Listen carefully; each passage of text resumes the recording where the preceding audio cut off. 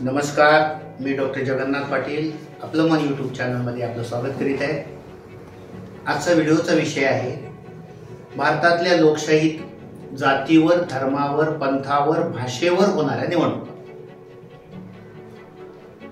संपूर्ण भारतामध्ये साधारण चर्चा सर्व धर्म समभावाची असते आणि निवडणुका लागल्यानंतर लगेच चर्चा चालू होते ते जातीची, गणित मांडली जातात। चर्चा चालू होते धर्माची, तिथं गणित मांडली जातात आणि मग एकूणच अगदी कारवार, निपाणी, बेळगावकडं मराठी भाषिक आणि कन्नडी भाषिकची चर्चा चालू होते आणि मग अगदी गोव्यामध्ये असेल मराठी आणि कोकणी, गोव्याची भाषा आणि मग कोकणामध्ये कोकणी असेल। भाषेवर निवडणुका, जातीवर निवडणुका आणि धर्मावर निवडणुका।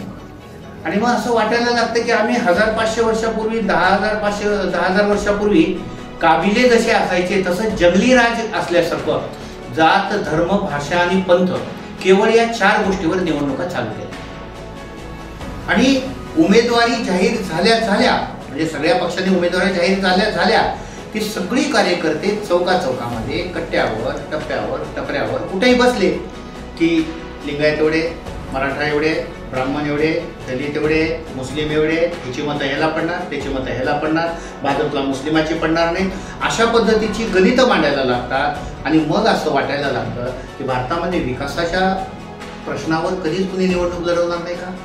भारतामध्ये विकासाची चर्चा निवडणुकीमध्ये कधीच होणार नाही। धरणं कुणी बांधले, 10 वर्षात किती विकास झाला, मागच्या 50 वर्षात किती विकास झाला, रोजगाराच्या प्रश्नावर कोणी चर्चा करायला तयार नाही। आणि मग आता शेवटी सगळ्यात महत्त्वाचा विषय येतो, उमेदवारी देताना पार्टी विचार करते की या मतदारसंघात तुमच्या जातीचे मतदार किती।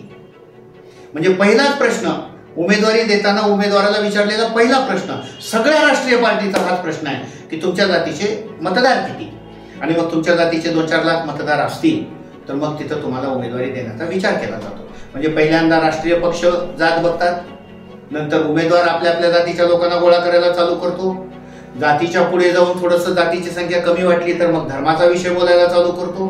आणि मग अशा पद्धतीने आम्ही जेव्हा बघतो की बघा अगदी कुठल्याही राज्यात आणि कुठल्याही मतदारसंघात बघा, म्हणजे अगदी संभाजीनगर महाराष्ट्रातलं एक मतदारसंघ आहे, तिथं इम्तियाज जलील नावाचे खासदार आहेत। त्यांची चर्चा होते की MIMचे ते खासदार आहेत। आता MIMचं संभाजीनगरमध्ये काय काम असणार आहे, काय पार्टी आहे तिथं, परंतु तिथला मुस्लिम मतदार MIMच्या पाठीशी जातो। मग कुठं दलित मतदाराचा विषय होतो, कुठं मुस्लिम मतदाराचा विषय होतो। आणि मग सर्वसामान्य माणसाला ही चर्चा पाहून असं वाटायला लागतं की आपण खरंच विकासात आहेत का, आपण विकासाच्या रस्त्यावर आहेत का?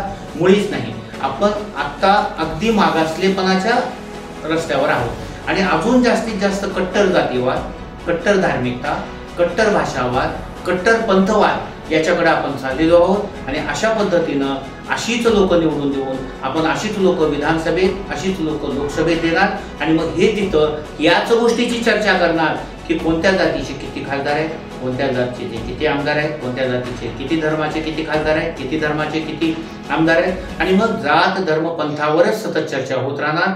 आणि मागच्या कित्येक वर्षामध्ये मी पाहतोय की निवडणुका या केवळ जातीवर, धर्मावर आणि पंथावर होणार आहेत का? तर जनतेला हे मान्य आहे का?